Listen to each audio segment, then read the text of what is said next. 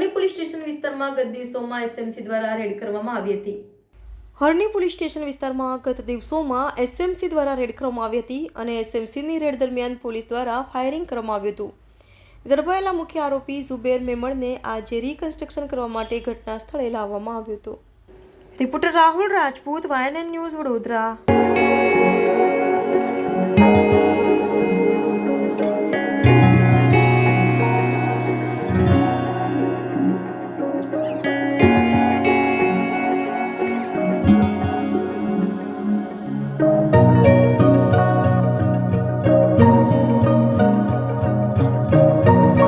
પથ્થરમારો થયો તેવી વાત પણ આવી હતી. પોલીસ તમે જોઈ શકો છો ઝુબેર મેમણની તપાસ કરી રહી છે, પૂછપરછ કરી રહી છે કે પોલીસની જે ટીમ છે. Subscribe now and press the bell icon. Never miss an update.